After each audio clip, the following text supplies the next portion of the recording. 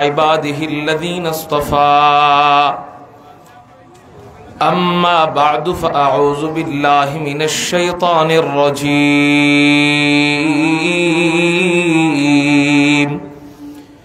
بسم الله الرحمن الرحيم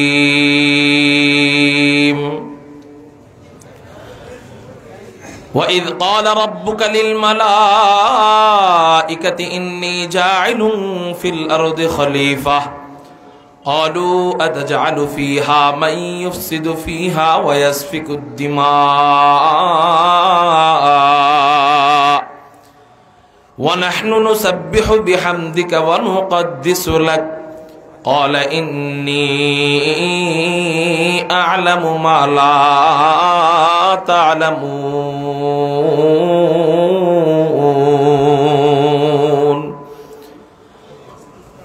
وقد جاء في الحديث الشريف وعن أبي هريرة رضي الله تعالى عنه قال قيل يا رسول الله من أكرم الناس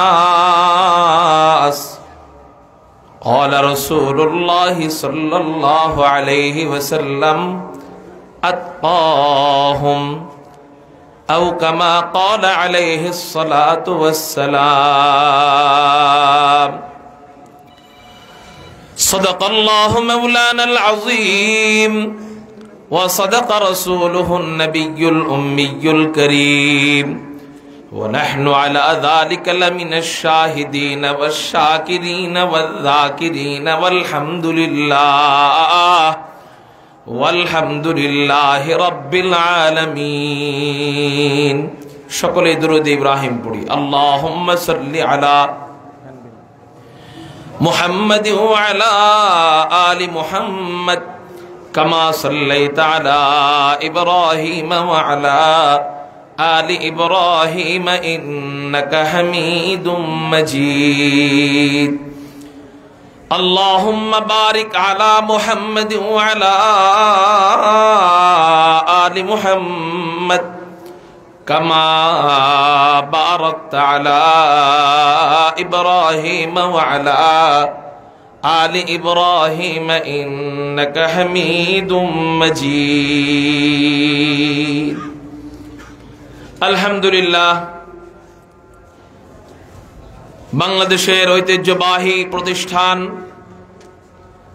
জামিয়া মাদানিয়া আঙ্গুরা মোহাম্মদপুর মাদ্রাসার সালানা জলসায় রব্বে কায়নাত রব্বে করিম আমাদেরকে আসার এবং বসার তৌফিক দান করেছেন সেই জন্য সবাই অন্তরের অন্তঃস্থল থেকে শুকরিয়া আদায় করি আকাশ পাতাল প্রকম্পিত করে উচ্চ কণ্ঠে চিৎকার দিয়ে বলি আলহামদুলিল্লাহ মাইকম্যানরে বলেন মাইকের সাউন্ড কম আর এই মঞ্চটা একটু পিছিয়ে দিলে মনে হয় ডাইনামিক আওয়াজটা আসবে মুহতারাম হাজিরিন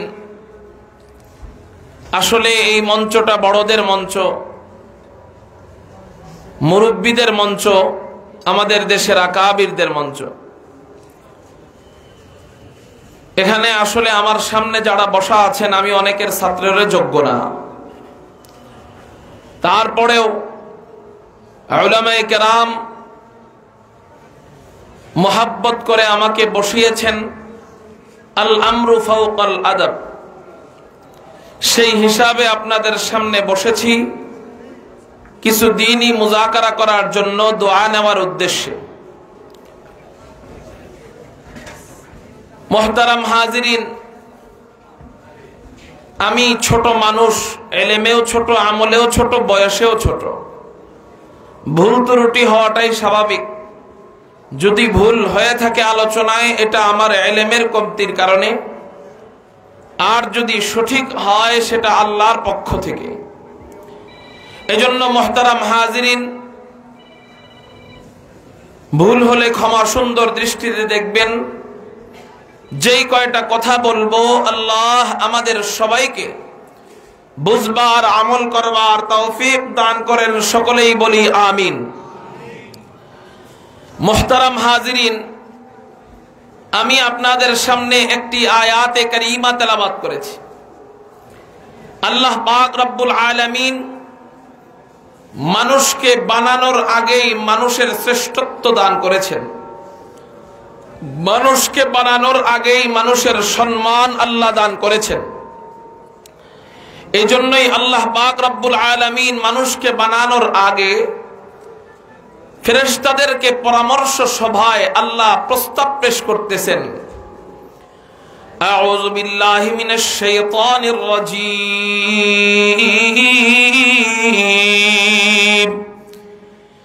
বিসমিল্লাহির রহমানির রহিম। وَإِذْ قَالَ رَبُّكَ لِلْمَلَائِكَةِ إِنِّي جَاعِلٌ فِي الْأَرْضِ خَلِيفَةً قَالُوا أَتَجْعَلُ فِيهَا مَن يُفْسِدُ فِيهَا وَيَسْفِكُ الدِّمَاءَ وَنَحْنُ نُسَبِّحُ بِحَمْدِكَ وَنُقَدِّسُ لَكَ قال إني أعلم ما لا تعلمون।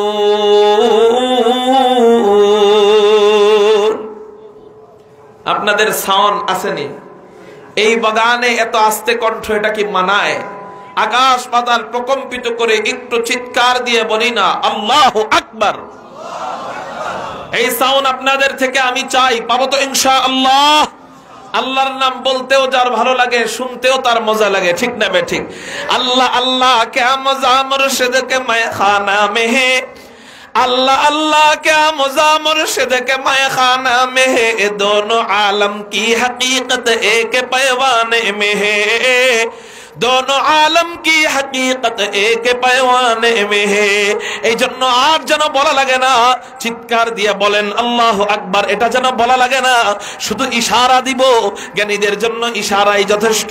শুধু ইশারা দিব, আল্লাহর নামের স্লোগান দিব। পারবনি ইনশাআল্লাহ?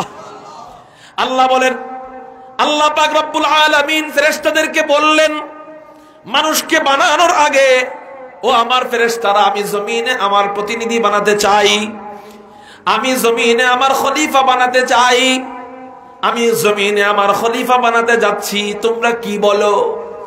ফেরেশতারা জবাব দেয়, ক্বালু আতাজালু ফিহা মান ইউফসিদু ফিহা ওয়া ইয়াসফিকুদ দিমা। ফেরেশতারা বলে, আল্লাহ আপনি কি জমিনে তাদেরকে বানাবেন যারা জমিনে ফিতনা ফাসাদ করবে, যারা জমিনে রক্তপাত করবে? আসলে বলেন ফেরেশতারা সত্য বলছে না মিথ্যা বলছে? সত্য। আল্লাহ এর জমিনে ফিতনা ফাসাদ করবে, এরা জমিনে রক্তপাত করবে। আল্লাহকে বুঝাইতেছে আল্লাহ এদেরকে বানানোর কোনো দরকার নাই। ওয়ানাহনু নুসাব্বিহু বিহামদিকা ওয়া নুকদ্দিসু লাক।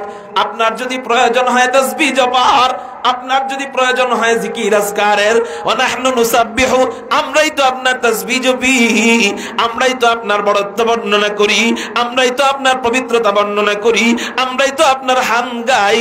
আল্লাহ এই মানুষদেরকে বানায়া কি হবে? আল্লাহ জবাব দেয়, মানুষের পক্ষে মানুষের দাম মর্যাদা আল্লাহ কেমনে বাড়ায়? আল্লাহ বলেন, ক্বালা ইন্নী আ'লামু মা লা তা'লামুন।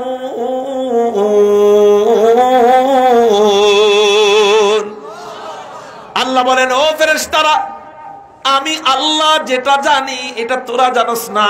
সুবহানাল্লাহ। আমি আল্লাহ যেটা অনুধাবন করতে পারি এটা তোমরা অনুধাবন করতে পারো না। মুহতারাম হাজিরিন, তার মানে আল্লাহ পাক রব্বুল আলামিন এই আয়াতগুলোর দ্বারা মানুষের দামকে বাড়িয়ে দিয়েছেন। সুবহানাল্লাহ। মানুষের ইজ্জত বাড়িয়ে দিয়েছেন। আজকের আলোচনার মাধ্যমে আমি আমার নিজের দাম, আমি আমার নিজের মর্যাদা জানবো। কেন?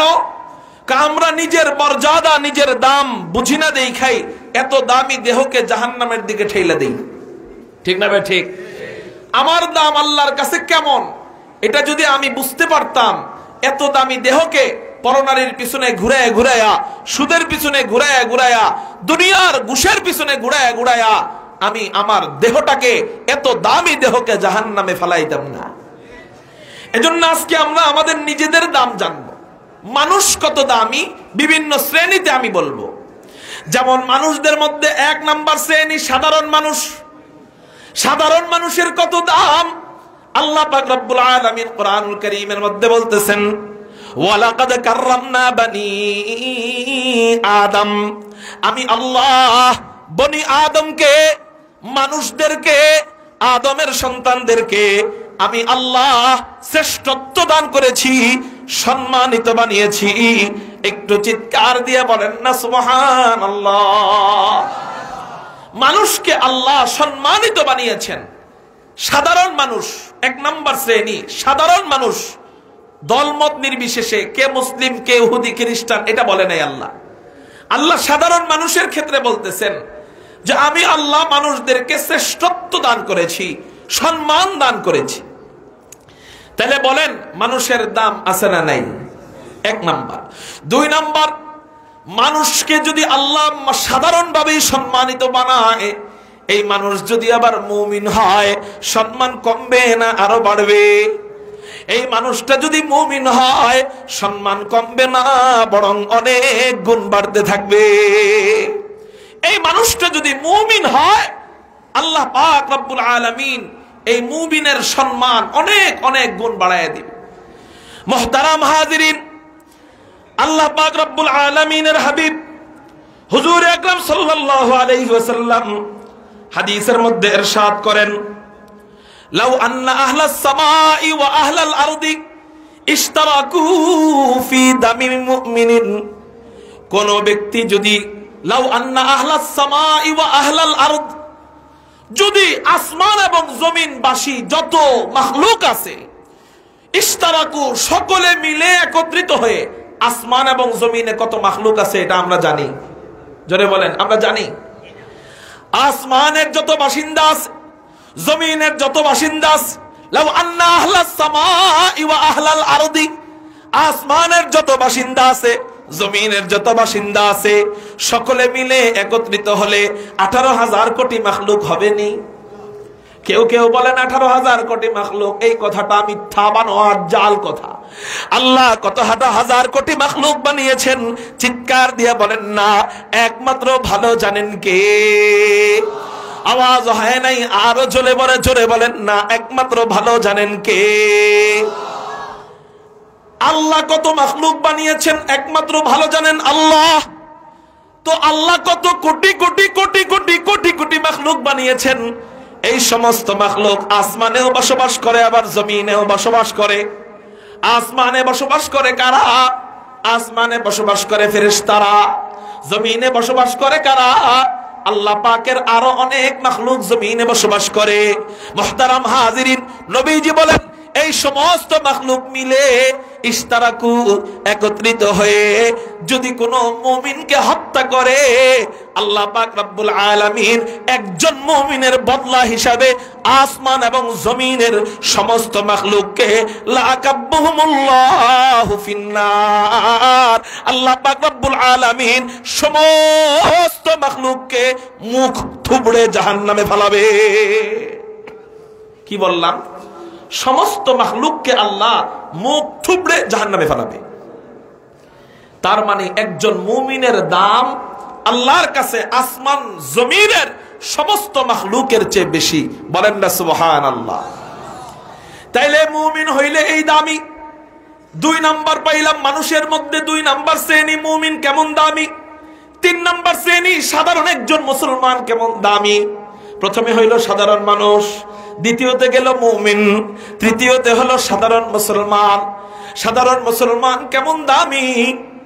নবীজি হাদিসের মধ্যে বলেন, ক্বালা রাসূলুল্লাহ সাল্লাল্লাহু আলাইহি ওয়াসাল্লাম, লা যাওয়ালুদ দুনিয়া আহওয়ানু আলাল্লাহি, লা যাওয়ালুদ দুনিয়া আহওয়ানু আলাল্লাহি মিন রাজুলিন মুসলিমিন মিন কাতলি রাজুলিন মুসলিমিন। হুজুর আকরাম সাল্লাল্লাহু আলাইহি ওয়াসাল্লাম বলেন, একজন মুসলমানকে হত্যা করা পুরা দুনিয়ার চেয়েও, সমস্ত দুনিয়ার চেয়েও, সমস্ত দুনিয়া ধ্বংস হয়ে যাওয়ার চেয়েও আল্লাহর কাছে কঠিন নিকৃষ্ট।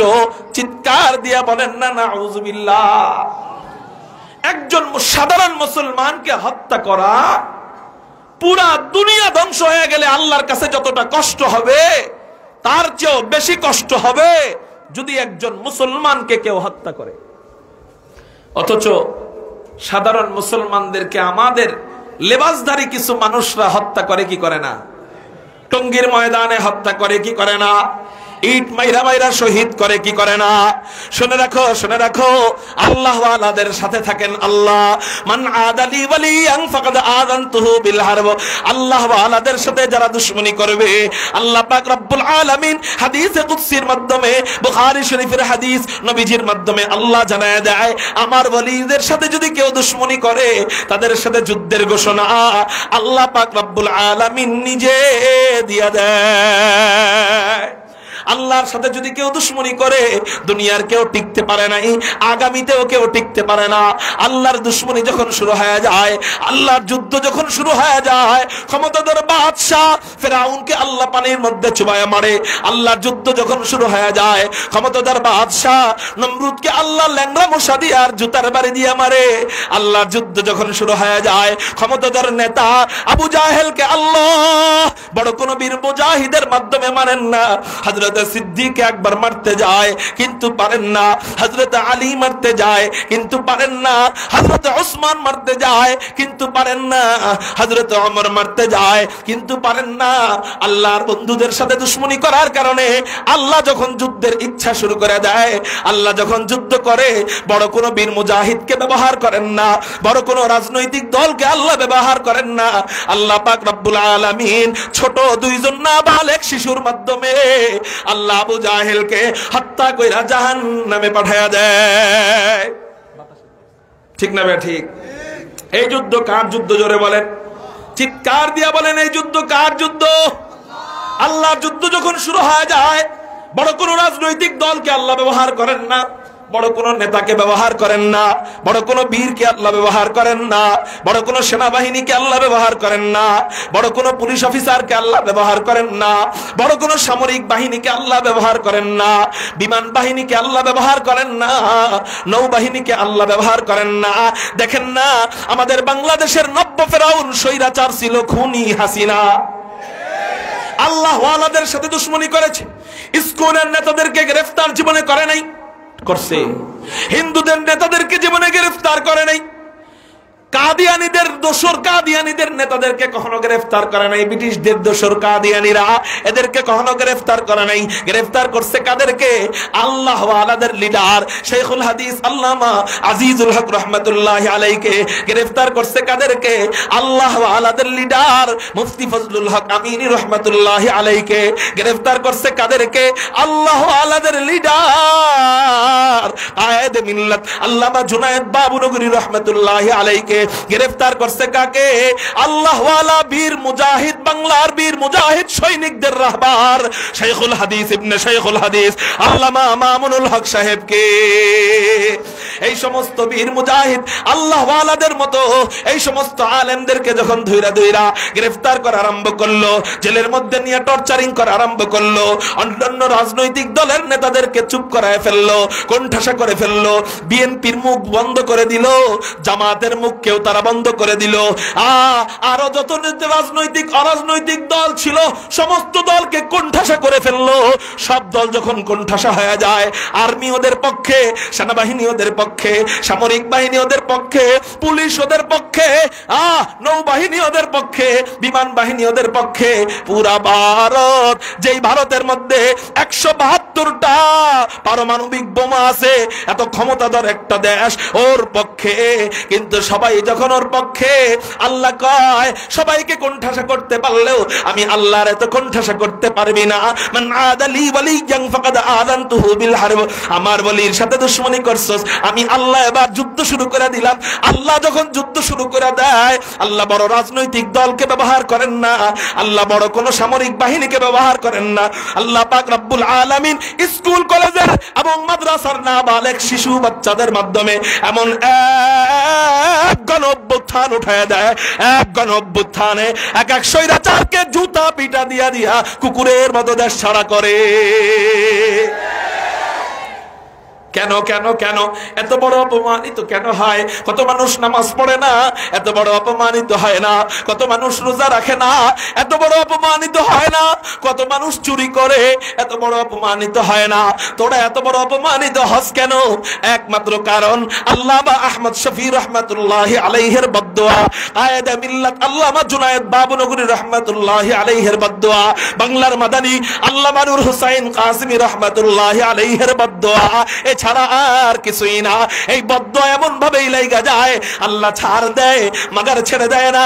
কাউকে আল্লাহ ছাড় দেয় 5 বছর, কাউকে আল্লাহ ছাড় দেয় 10 বছর, কাউকে আল্লাহ ছাড় দেয় 16 বছর।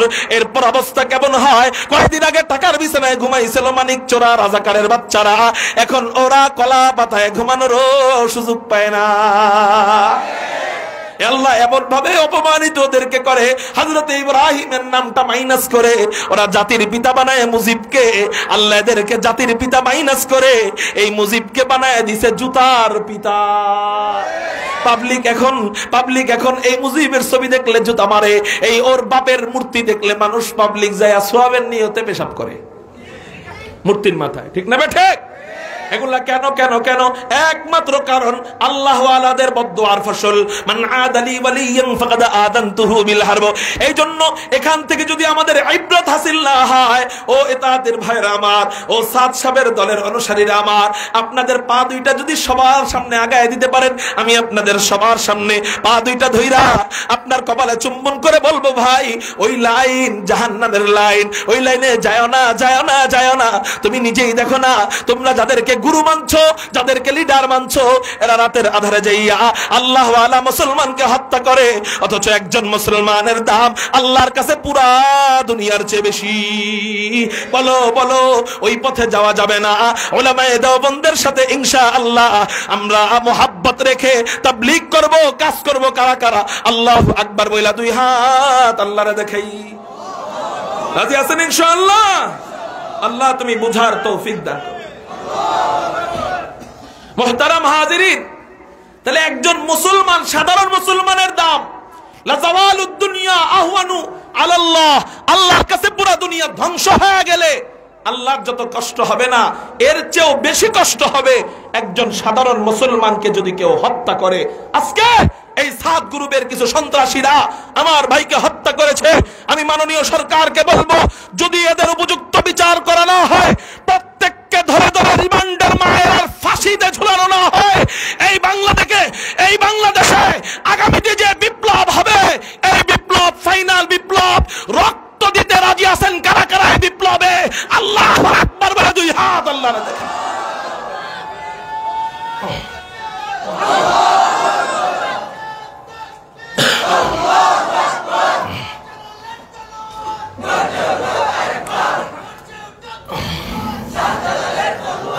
মাননীয় সরকারকে বলবো, ওই দিন যে হত্যাকাণ্ড হয়েছে, সেই হত্যাকাণ্ডে নেটওয়ার্ক, মোবাইল নাম্বার ট্র্যাক করে করে কারা ওই মুহূর্তে ঢুকে ঢুকে হত্যা করেছে তাদেরকে গ্রেফতার করুন, দ্রুত ফাঁসির আওতায় আনুন। হত্যার বদলি হত্যা, ঠিক না ঠিক? আমাদের ভাইকে হত্যা করেছে, ডাইরেক্ট হত্যা করতে হবে, যাবজ্জীবন কারাদণ্ড, এগুলা ভাওতাবাজি বুঝি না। স্বৈরাচারদের সাথে আমাদের কোনো আতাত নাই, ঠিক না ঠিক? ওরা স্বৈরাচার। আল্লাহ আমাদেরকে বুঝার তৌফিক দান করুক বলে আমিন। তাহলে বলেন, মুসলমানের দাম পুরা দুনিয়ার চেয়ে আল্লাহর কাছে কম না বেশি? তাহলে আলহামদুলিল্লাহ আমরা মুসলমান, কোন আলহামদুলিল্লাহ। তাহলে আমি নিজেকে নিজে চিনবো। আজকে দেখি আমি কোন শ্রেণীতে পড়ি। 3 নাম্বার শ্রেণী বললাম, 4 নাম্বার শ্রেণী। এই মুসলমান যদি আবার আলেম হয় তাহলে কেমন দামি? সুবহানাল্লাহ বলে। হাদিস তো ছোট সময় পড়ছেনি, ফজলুল আলিমি আলাল আবিদি কাফজলি আলা আদনাকুম, পড়ছেন না? এই জন্য এই হাদিসের তরজমা আর করলাম না। কুরআন কি বলে একজন আলেমের মর্যাদার ব্যাপারে? কুরআন কি বলে? ডাইরেক্ট কোরআনের কথাটা শোনায় দেই। কোরআন বলে, ইয়ারফাইল্লাহুল্লাযীনা আমানু মিনকুম ওয়াল্লাযীনা উতুল ইলমা দারাজাত। আল্লাহ পাক রব্বুল আলামিন বলেন, এই ছোট বাবুরা কোথায় যাও, বসো বসো। আল্লাহ পাক রব্বুল আলামিন বলেন, ইয়ারফাইল্লাহুল্লাযীনা আমানু মিনকুম, তোমাদের মধ্য থেকে যারা ঈমান এনেছে, জোরে বলেন কি এনেছে? ঈমান আনার পর উতুল ইলমা দারাজাত, যাদেরকে ইলম দেওয়া হয়েছে অর্থাৎ আলেম হয়েছে, আল্লাহ পাক রব্বুল আলামিন বলেন তাদের সম্মান, তাদের মান, তাদের মর্যাদা, তাদের ইজ্জত, তাদের আজমত, তাদের সম্মান আমি আল্লাহ নিজে বাড়িয়ে দিলাম। এজন্যই দেখেন না, আলেমদের সম্মান আল্লাহ বাড়ায় দেওয়ার জিম্মাদারি নেয়। চিৎকার দিয়া বলেন, আলেমদের সম্মান বাড়ায় দেওয়ার জিম্মাদারি কে নেয়? আল্লাহ যখন জিম্মাদারি নিয়ে নেয়, আমাদেরকেও জেলে ঢুকাইছিল, আর বর্তমানে স্বৈরাচারদেরকেও জেলে ঢুকাইছে। কিন্তু সম্মান কমানোর জন্য আলেমদেরকে যখন জেলের মধ্যে ঢুকায়, এক এক আলেমের মামলা দিছে কি? কয় মানিব্যাগ চুরির মামলা। এক এক আলেমকে মামলা দিছে কি? কয় ধর্ষণের মামলা। এক একজন আলেমকে মামলা দিছে কি? কয় আইয়ুব সাহেব হুজুর নাকি দৌড়ায় দৌড়ায় বোম মারছে। হ্যাঁ, আমি জীবনে দৌড়াইতেই পারি না, আমি তাড়াতাড়ি হাঁটতে গেলে আমার হাত ব্যথা করে, আমার হাত বামটা ভাঙ্গা, হাঁটতে গেলে হাত ব্যথা করে, আমি বলে দৌড়ায় দৌড়ায় বোমা মারছি। এই সমস্ত মামলা যখন আল্লাহ ওয়ালাদের ব্যাপারে দিছে, আল্লাহ ওয়ালা আলেমদেরকে জেলের মধ্যে ঢুকায় সম্মান বাড়ানোর জন্য না কমানোর জন্য? কমানোর জন্য। কিন্তু পাবলিক যখন আল্লাহ ওয়ালা আলেমদেরকে দেখে, তখন পাবলিক সালাম দেয়, আসসালামু আলাইকুম ওয়া রাহমাতুল্লাহ, আসসালামু আলাইকুম ওয়া রাহমাতুল্লাহ। কিন্তু ওদেরকে যখন জেলে ঢুকায়, কয়েকদিনের ব্যবধানে এই স্বৈরাচার দোসরদেরকে যখন জেলের মধ্যে ঢুকায়, মানুষ সালাম দিবে তো দূরে থাক, মানুষ ওদেরকে সালাম দিবে তো দূরে থাক, বাড়ি থেকে একেবারে নিকৃষ্ট ডিম, পচা ডিম যেটা আছে, ওই ডিম আগেই পলিথিনে করে নিয়ে আসে। ওদেরকে জেলে ঢুকানোর সময় ডিম ফিকে ফিকে ওদের অসম্মান করে, ওদের মাথার মধ্যে পচা ডিম মারে, পচা ডিম। ঠিক না বেঠি? আলেমরা জেলে যায়, সালাম দেয়, সালাম। ওরা শিক্ষিতরা জেলে যায়, ওরা শিক্ষিত না, ওরা ইঞ্জিনিয়ার, ওরা ডাক্তার, ওরা ডক্টর, ওরা ব্যারিস্টার, ওরা দেশ চোর, ওরা গম চোর, ওরা টিন চোর, ওরা তেল চোর, ওরা ভোট চোর। হুজুর শিক্ষিতর সাথে আবার চোর রে মিলাইলেন কেন? চুরিও একটা শিক্ষা, চুরিও এর লেগে শিক্ষার সাথে এটা মিলাইলেন। চুরি এরা বড় চোর, তাহলে কত শিখার পরে এরা চোর হইছে। বাজেট করতো, বাজারের টাকা কোপ দিয়ে অর্ধেক বইনের নামে আর অর্ধেক বাকি চোরদের নামে। আলেমদের সম্মান কমানোর জন্য জেলে ঢুকায়, আলেমদেরকে দেখে মানুষ সালাম দেয়, সালাম। তোদের সম্মান কমানোর জন্য আমরা জেলে ঢুকাইছি, তোদেরকে দেখে মানুষ ডিম দেয়, ডিম। তাহলে বুঝা গেল আলেমদের সম্মান দেয় কে? সম্মান কখনো চায়া পাওয়া যায় না। প্রত্যেকটা বইয়ের পাতায় পাতায় মুজিবের নামগুলা তোমরা লেখছো, প্রত্যেকটা বইয়ের পাতায় পাতায় মুজিবুর রহমানের নাম তোমরা লেখছো। ঠিক আছে, লেখছো, বাংলাদেশের স্বাধীনতার সময় ওনার অবদান ছিল, আমি না করব না। কিন্তু সম্মান বাড়ানোর জন্য, তোমরা নিজেরা সম্মান বাড়ানোর জন্য আল্লাহর আইন থেকে দূরে যাওয়া, নিজেদের আইন প্রয়োগ কইরা স্কুল কলেজের প্রত্যেকটা বইয়ের পাতায় পাতায় মুজিবের নাম লেখছো। 16 বছর পর সেই মুজিবের মূর্তির মাথায় মানুষ পেশাব করে, কোন পাতায় আলেমদের নামটা রাখো নাই। এখন মানুষ আলেমদেরকে মাথায় তুইলা নাচে। এই সম্মান জমিন থেকে আসে না, এটা উপর থেকে আসে। এটাই আল্লাহ বলছে, ইয়ারফাইল্লাহুল্লাযীনা আমানু মিনকুম ওয়াল্লাযীনা উতুল ইলমা দারাজাত। আল্লাহ যাদের সম্মান বাড়ায় দেওয়ার জিম্মাদারি নেয়, দুনিয়ার সমস্ত শক্তি একত্রিত হয়ে যদি তার সম্মান কমাইতে চায়, ইনশাআল্লাহুল আজিজ উলামায়ে দেওবন্দের সম্মান কমবে না। তাইলে 4 প্রকার মানুষ পাইলাম যাদের ইজ্জত আল্লাহ বাড়িয়েছে। 5 নাম্বার প্রকার। এবার আসেন একটু অন্যদিকে যাই, প্রকারগুলার দিক থেকে, এই মানুষের শ্রেণীর দিক থেকে একটু অন্যভাবে যাই। 5 নাম্বার প্রকারে এতিমদের সম্মান আল্লাহ বাড়িয়েছে। জোরে বলেন সুবহানাল্লাহ। মানুষদের মূল হেডলাইন, মানুষদের সম্মান আল্লাহ দিয়েছে। মূল হেডলাইন কি বয়ানের? মানুষদের সম্মান আল্লাহ দিয়েছে। এবার বলেন এতিমরা মানুষের মধ্যে আছেন না নাই? 5 নাম্বার এতিম, এতিমদের সম্মান আল্লাহ কেমনে বাড়ায়? নবীজি হাদিসের মধ্যে বলেন, তিরমিজি শরীফের হাদিসের মধ্যে নবীজি জানায় দেয়, মান আলা সালাসাতাম মিনাল আইতাম। নবীজি বলেন, কোন ব্যক্তি যদি কোন 3 জন ইতিমকে লালন পালন করে, কয়জন ইতিমকে? জোরে বলেন। 3 জন ইতিমকে লালন পালনের জিম্মাদারি নিয়ে নেয়। ও আমার ভাইরা, মাদ্রাসায় দেই তো কি হয় কি দেখেন, আমি এই হাদিসটা বলবো, খুব মনোযোগ দিয়ে শুনবেন। এবং আমার কথাগুলো যদি প্রবাসীর ভাইরাও শুনে থাকেন, খুব মনোযোগ দিয়ে শুনবেন।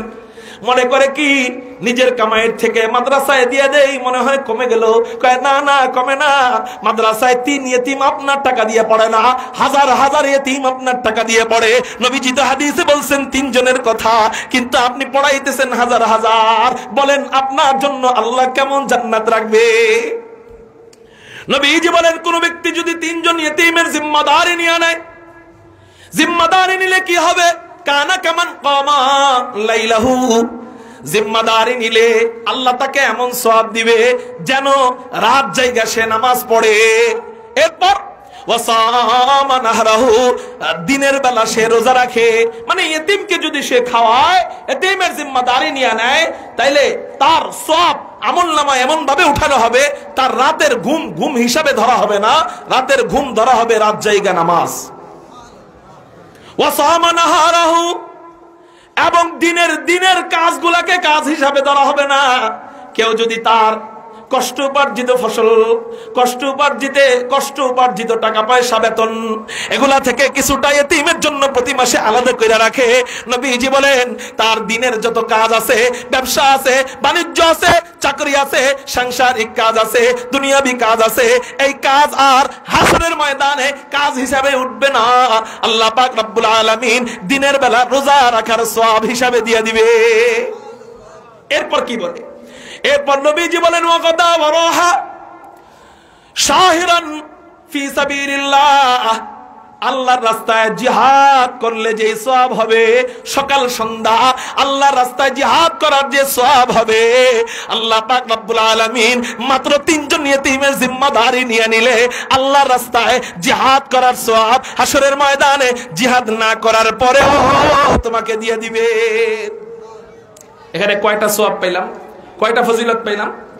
1 নাম্বার ফজিলত রাত জায়গা ইবাদতের সওয়াব, 2 নাম্বার ফজিলত দিনের বেলা রোজা রাখার সওয়াব, 3 নাম্বার ফজিলত জিহাদ করার সওয়াব, 4 নাম্বার ফজিলত নবীজি বলেন দাখালতু আনা ওয়া হুয়াল জান্নাহ। আরেক riwayate কুনতু আনা ওয়া হুয়া ফিল জান্নাহ, হাসরের ময়দানে অতিক্রম হওয়ার পর আমি যখন জান্নাতে যাব, নবীজি বলেন ওই ইতিমের জিম্মাদারিকে, যে ব্যক্তি ইতিমকে খাওয়াবে, ইতিমকে পড়াবে, ইতিমকে লালন পালন করবে, আল্লাহ পাক রব্বুল আলামিন ওই ইতিমের লালন পালনকারী ব্যক্তিকে এবং আমাকে জান্নাতে একসাথে রেখে দিবে। নবীজির সাথে জান্নাত চাই কারা কারা? আল্লাহু আকবার বলে হাত উঠে। জান্নাত চাই, পাক্কা ওয়াদা, নবীর সাথে জান্নাতে চাইতো, যেতে চাইতো ইনশাআল্লাহ, হাত নাও। তাহলে ইতিম খানায় সাহায্য করব, বলেন ইনশাআল্লাহ, বলেন ইনশাআল্লাহ। আল্লাহ তুমি কবুল করো। এরপর সাহাবী বলেন আশারা বিসবাইনি, নবীজি 2 আঙ্গুল ইশারা দিয়া বললেন, এই যে 2 আঙ্গুল যত কাছে, এতিমকে যে পড়াবে, এতিমকে যে খাওয়াবে, আল্লাহ পাক রব্বুল আলামিন এই 2 আঙ্গুলের মতো কাছাকাছি ওই এতিমের জিম্মাদারি যে নিবে, তার সাথে আমাকে 2 আঙ্গুলের মতো কাছাকাছি জান্নাতে রাখবে। তাহলে এই হাদিসে এতিমকে লালন পালনের ফজিলত পেলাম 5টা। জোরে বলেন কয়টা? 1 নাম্বার ফজিলত রাত জায়গা ইবাদতের সওয়াব, 2 নাম্বার ফজিলত দিনে রোজা রাখার সওয়াব, 3 নাম্বার ফজিলত জিহাদের সওয়াব, 4 নাম্বার ফজিলত নবীজির সাথে জান্নাতে থাকা যাবে, 5 নাম্বার ফজিলত নবীজির সাথেই শুধু না, একেবারে 2 আঙ্গুল যত কাছে এতটা কাছে জান্নাতে থাকা যাবে। একটু চিৎকার দিয়া বলেন সুবহানাল্লাহ। আরেক হাদিসে নবীজি বলেন মান দাম্মা ইয়াতীমান বাইনা আবাওয়াইনি মুসলিমাইনি ইলা তাআমিহি ওয়া শারাবিহি হাত্তা ইস্তাগনিয়া আনহু ওয়াজাবাত লাহুল জান্নাহ। নবীজি বলেন কোন ব্যক্তি যদি ইতিমের জিম্মাদারি নিয়ে নেয়, কোন ব্যক্তি মুসলিম পিতামাতার ইতিম সন্তানের জিম্মাদারি নিয়ে নিল, ইলা তাআমিহি ওয়া শারাবিহি, তার খানাপিনার সাথে ইতিমকে শরীক করে নেয়, নবীজি বলেন হাত্তা ইস্তাগনিয়া আনহু, ওই ইতিম স্বাবলম্বী হওয়ার আগ পর্যন্ত ওই ইতিমের জিম্মাদারি নিয়ে নেয়, নবীজি বলেন ওয়াজাবাত লাহুল জান্নাহ, আল্লাহ পাক রব্বুল আলামিন তার জন্য জান্নাত দিবেন এমন বলেন নাই, ফালাহুল জান্নাহ তার জন্য জান্নাত দিবেন এটা বলেন নাই, নবীজি বলেন ওয়াজাবাত লাহুল জান্নাহ, ইতিমকে খাওয়াবে, ইতিমকে পড়াবে, ইতিমকে লালন পালন করবে, তার জন্য আল্লাহ সাথে সাথে জান্নাতকে ওয়াজিব করে দেয়। তাহলে বলেন ইসলাম ইতিমকে অধিকার দিয়েছে কিনা, ইতিমেরও মর্যাদা দিয়েছে কিনা? ইসলাম যদি এতিমের মর্যাদা দেয়, নবীজি যদি এতিমের মর্যাদা দেয়, আল্লাহ যদি এতিমের মর্যাদা দেয়, আমরা যারা এতিম আছি আমাদের মন খারাপের কোনো কারণ আছে? এবং যারা এতিম নাই, এতিমখানায় সাহায্য করি, তাদের মন খারাপের কোনো কারণ আছে? আল্লাহ আমাদেরকে বোঝার তৌফিক দান করুক। মানুষের মধ্যে 5 নম্বর শ্রেণী হলো এতিম, এতিমদের সম্মান দিয়েছে আল্লাহ। মানুষের মধ্যে 6 নম্বর শ্রেণী হলো ছোট বাচ্চা, সাধারণ ছোট বাচ্চা, এদের সম্মান দিয়েছে আল্লাহ।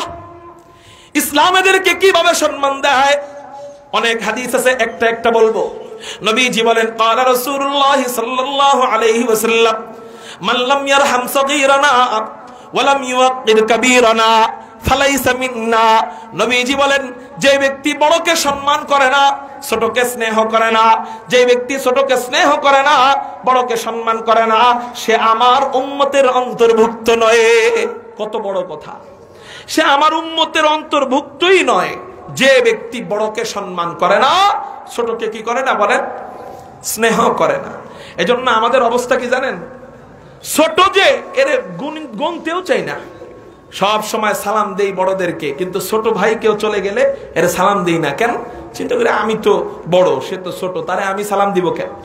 আমাদের আকাবিররা, ওনারা ফকিরকে দেখলেও সালাম দিতেন, রাস্তার ফকির এদেরকে দেখলেও সালাম দিতেন। এজন্য ছোটকে স্নেহ করবো না ইনশাআল্লাহ। কামা তাদিনু তুদানু, যেমন কর্ম তেমন ফল। আপনি ছোটদেরকে ভালোবাসবেন, ছোটরাও আপনাকে ভালোবাসবে। আপনি ওদেরকে ভালোবাসবেন না, ছোটরাও আপনাকে সম্মান করবে না। আল্লাহ বুঝার তৌফিক দান করুন। তাহলে মানুষদের মধ্যে কয় নাম্বার শ্রেণী গেল? 6 নাম্বার শ্রেণী। ছোটদেরও সম্মান ইসলাম দিয়েছে। 7 নাম্বার শ্রেণী যুবকদের সম্মান ইসলাম দেয়। ইসলাম যুবকদের সম্মান কেমনে দেয়? আল্লাহ যুবকদের সম্মান কেমনে দেয়? নবীজি বুখারী শরীফের মধ্যে জানায় দেয় এবং তিরমিজি শরীফের মধ্যে জানায় দেয়, সাবাতুন ইউযিল্লুহুমুল্লাহু ফি যিল্লিহি ইয়াওমা লা যিল্লা ইল্লা যিল্লুহু, ইমামুন আদিল ওয়া শাবুন নাশা ফি ইবাদাতিল্লাহ। একটু চিৎকার দিয়ে বলেন না সুবহানাল্লাহ। নবীজি হাদিসের মধ্যে বলেন, হাসরের ময়দানের কঠিন আযাবের সময় আল্লাহ পাক রব্বুল আলামিন 7 ব্যক্তিকে তার আরশে আজিমের নিচে জান্নাতি এসিতে ছায়া দান করবেন। হাসরের ময়দানে সূর্য থাকবে মাথার উপর। বর্তমানে সূর্যের তাপ যেন কম লাগে, এই জন্য সূর্যটা উল্টা। বর্তমানে তাপ যেন কম লাগে, সূর্যটা দূরে। তাপ যেন কম লাগে, এই জন্য মধ্য আকর্ষণ। এই যুবকরা, মধ্য আকর্ষণের উপরের তাপ নিচে আসে না, মধ্য আকর্ষণের নিচের আবহাওয়া উপরে যায় না। এই এতটা কঠিন শক্ত একটা প্রাচীর আল্লাহ দিয়ে দিয়েছেন মধ্য আকর্ষণ নামে, যেটা আমরা খালি চোখে দেখতে পারি না। এই কারণে আমাদের সূর্যের তাপ অনেক অংশেই কম লাগে। তারপরেও সূর্যের তাপের কারণে গরমের দিন রাস্তার ঢালাই পর্যন্ত উঠে যায়। এত তাপ, চামড়া কালো হয়ে আসে, মানুষ কাজ করতে কষ্ট পায়। ওখানে যদি এত তাপ হয়, হাসরের ময়দানে সূর্য দূরেও থাকবে না, মধ্য আকর্ষণ নামে কোন বস্তু থাকবে না। হাসরের ময়দানে সূর্য থাকবে আধা হাত উপরে। আবার কেউ কেউ বলেন, কোন কোন রাওয়ায়াত মোতাবেক পাওয়া যায় 1 মাইল উপরে থাকবে সূর্য, এবং সূর্য থাকবে ভাও। ওই সময় মানুষ জাহান্নাম থেকে বাঁচতে চায়। আল্লাহ জাহান্নাম থেকে বাঁচতে চাই, এই দোয়া বাদ দিয়ে বলবে, আল্লাহ সূর্য থেকে বাঁচতে চাই, সূর্য থেকে বাঁচতে চাই, সূর্য থেকে বাঁচতে চাই। আল্লাহ পাক রব্বুল আলামিন তখন ওই সময় কোটি কোটি বান্দাদের থেকে মাত্র 7 প্রকার ব্যক্তিকে তারা আরশে আজিমের নিচে ছায়া দান করবেন। একটু চিৎকার দিয়ে বলেন না সুবহানাল্লাহ। ওই 7 প্রকার ব্যক্তি কারা? 7 প্রকার ব্যক্তি বলার আজকে সময় নাই, সময় থাকলে শুনাইতাম। 1 প্রকার ব্যক্তি হলো ইমামুন আদিল, ন্যায় বিচারক বাদশাহ। 2 নাম্বার হলো ওয়াশাবুন নাশা ফি ইবাদাতিল্লাহ। একটু চিৎকার দিয়ে বলেন না আল্লাহু আকবার। 2 নাম্বার হলো ওই যুবক, যে যুবক যৌবন বয়সে আল্লাহর ইবাদত করে। ওই যুবক, যে যুবক যৌবন বয়স থেকেই বলে আমি নামাজ শুরু করে দিলাম। এটা বলে না বুড়া হয়ে নামাজ পড়বো, এটা বলে না বুড়া হয়ে দাড়ি রাখবো, এটা বলে না এখনই তো মজা করার টাইম, আমি দেশের বাইরে গেছি, এখনই তো মজা করার সময়, আমি বন্ধুদের সাথে আড্ডা দিচ্ছি, এখনই তো মজা করার সময়। এই যে সামনে আসতেছে 31st নাইট, জানুয়ারির 1 তারিখ। কবে? আজকেই। কত গুনাহ যা হবে শহরে, গ্রামের থেকে শহরে এগুলা বেশি হয়। আল্লাহ না করুক নবীজি যদি আমাদের জন্য দোয়া না করে যাইতেন, অনেক আগেই আমাদের এই গুনার কারণে আল্লাহ আমাদের জমিনটাকে উল্টে দিতেন। শুধু নবীজি দোয়া করছে, আল্লাহ আমার উম্মতের উপরে ডাইরেক্ট আযাব দিও না। এই দোয়ার বরকতে এই যুবকরা গুনাহ করতে পারে। এখনো আল্লাহ শাস্তি দিচ্ছে না, এই কারণে আল্লাহ আমাদেরকে এই সমস্ত কুসংস্কার থেকে, অন্যায় পাপাচার থেকে হেফাজত করুক। সবাই বলি আমিন। আলহামদুলিল্লাহ। আজকের এই গুনাহের রজনীতে, গুনাহের রজনী মানে যুবকরা আজকে গুনাহ করতেছে, এই রাত্রে আল্লাহ পাক রব্বুল আলামিন আমাদেরকে যাচাই করে বাছাই করে মাহফিলে এনেছেন। এই জন্য চিৎকার দিয়ে একটু মালিকের দরবারে শুকরিয়া আদায় করি, বলি আলহামদুলিল্লাহ।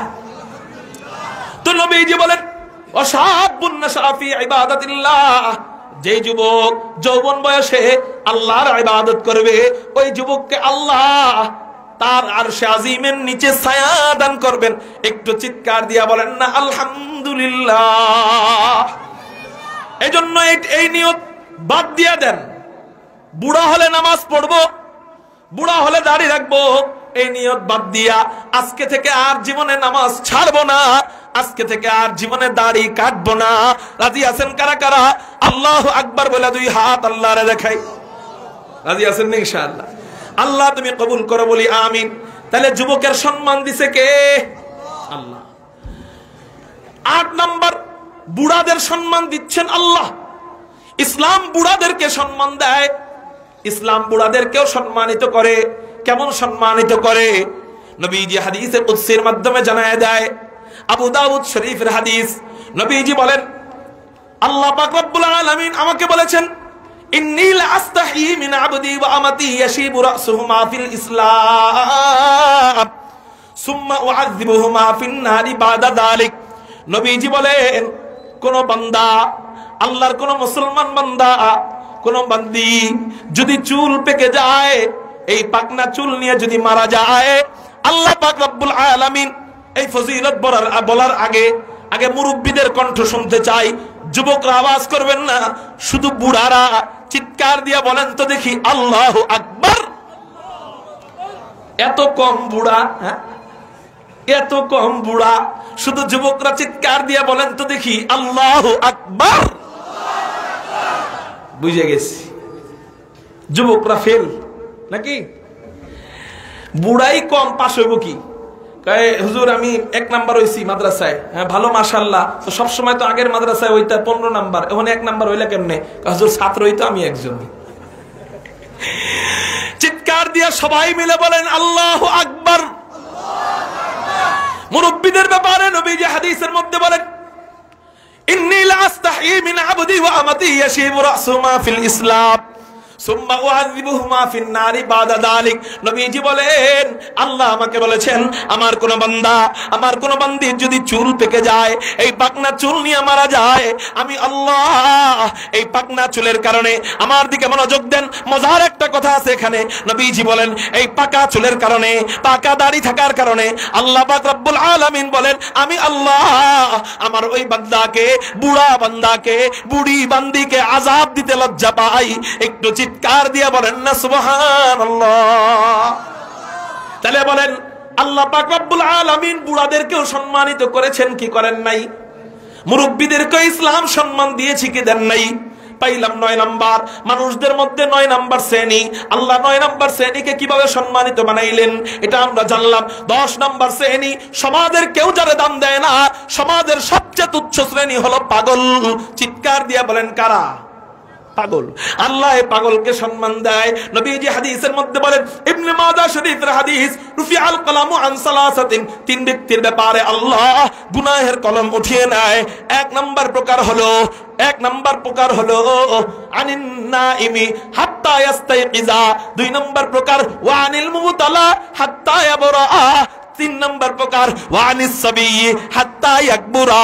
এই 3 প্রকার অর্থ তরজমা বলার সময় নেই, শুধু 1 প্রকার মাঝের প্রকার বলি। নবীজি বলেন পাগলের আল্লাহ কোনো গুনাহ লেখেন না।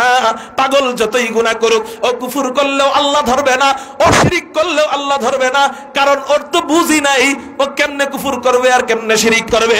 নবীজির এই হাদিস থেকে বোঝা যায় কোন ব্যক্তি যদি জন্মের পর থেকেই পাগল হয়, বড় হওয়ার আগ পর্যন্ত, মারা যাওয়ার আগ পর্যন্ত পাগলই থাকে, জীবনে কখনো ঠিক হয় নাই, তাহলে বোঝা যায় আল্লাহ পাক রব্বুল আলামিন ওই ব্যক্তির একটা সগীরা গুনাহও লেখে নাই। ওই ব্যক্তিকে আল্লাহ নিষ্পাপ শিশুর মতো বিনা হিসাবে জান্নাতে ঢুকায় দিবে।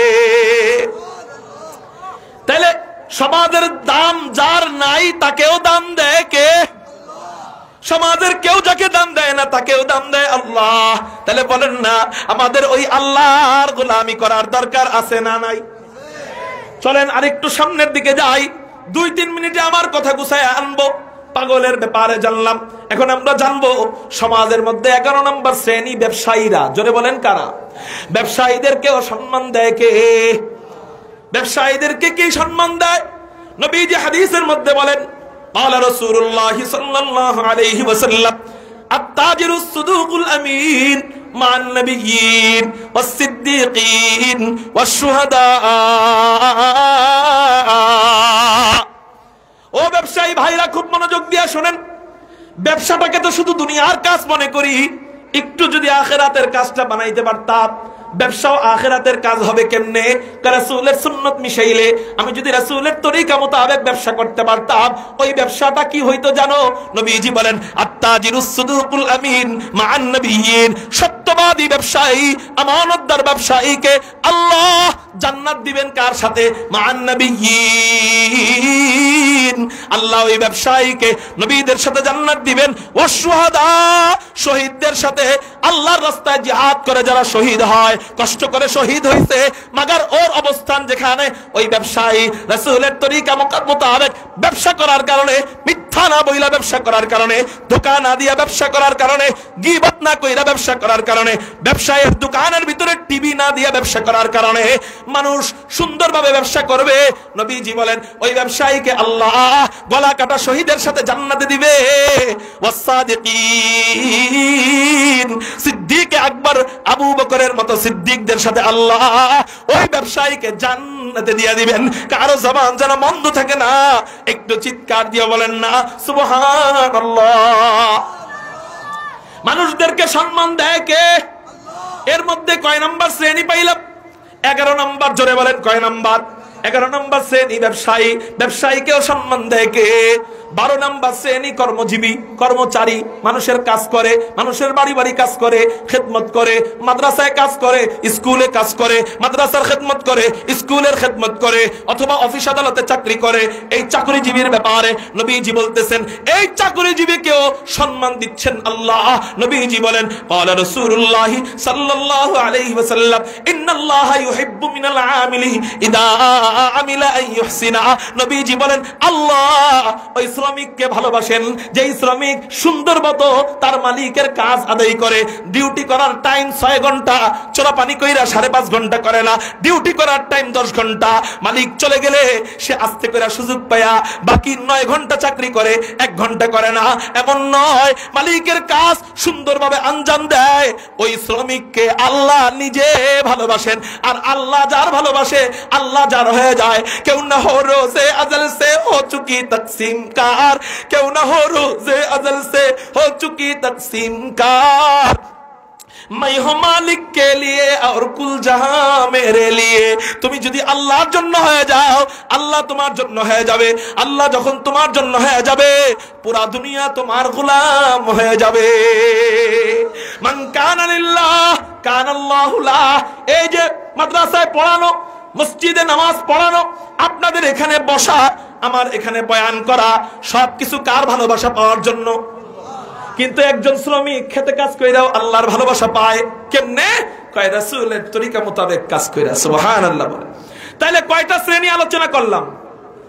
জমিনের পূর্ণিমার চাঁদ চলে এসেছে, কোন আলহামদুলিল্লাহ। জমিনের পূর্ণিমার চাঁদ চলে এসেছে। কারেন্ট যেখানে চলে আসে, এখানে বিদ্যুৎ ব্যাটারির কোনো দাম নাই, ঠিক না বে ঠিক? হযরত ওয়ালা চলে এসেছে। আমি আর কথা লম্বা করব না। মুহতারাম হাজিরিন, আমার ফাইনাল শেষ কথা হলো, প্রত্যেকটা মানুষ যে শ্রেণীতেই থাকুক, এমনকি কাফেরেরও অধিকার আল্লাহ দিয়েছে। কিসের অধিকার? কাফেরের অধিকার। বুখারী শরীফের হাদিস, হাদিসটা সংক্ষেপে বলেই বয়ান শেষ করি। নবীজি বলেন, মান কাতালা মুআহাদান, কোন ব্যক্তি যদি কোন ইসলামী রাষ্ট্রের চুক্তিবদ্ধ কাফেরকে হত্যা করে, লাম ইয়ারিহ রাইহাতাল জান্নাহ, আল্লাহ তাকে জান্নাতের ঘ্রাণও শুকতে দিবে না। তার মানে মানুষ হিসাবে একজন কাফের অমুসলিমকেও অধিকার দিয়েছে কে? আল্লাহ। এজন্য বলি, যে আল্লাহ আমাকে এত অধিকার দিল, যে আল্লাহ আমাকে এত সম্মান দিল, সেই আল্লাহর গোলামি যদি আমি করি, আমার লস না লাভ? আল্লাহ আমাদেরকে আল্লাহর গোলামি করার তৌফিক দান করুক। আলোচনা শেষ করতে পারলাম না, মাঝখান থেকেই এখানেই স্টপ করে দিলাম। যতটুকু কথা বললাম দোয়ার উদ্দেশ্যে বলেছি, বয়ানের উদ্দেশ্যে নয়। আপনারাও বরকত নিতে এসেছেন, আমিও বরকত নিতে এসেছি। আল্লাহ আমাদের সবাইকে এই বাগান থেকে ফায়দা নেওয়ার তৌফিক দান করুক। মুফাক্কিরে ইসলাম, সদরে জমিয়ত আল্লামা শায়েখ জিয়াউদ্দিন হাফিজাহুল্লাহ হযরতের ছায়াকে আমাদের উপর অনেক অনেক দীর্ঘায়িত করুক। সকলেই বলি আমিন। ওয়া আখির দাওয়ানা আনিল হামদুলিল্লাহ। আসসালামু আলাইকুম ওয়া রাহমাতুল্লাহি ওয়া বারাকাতুহু।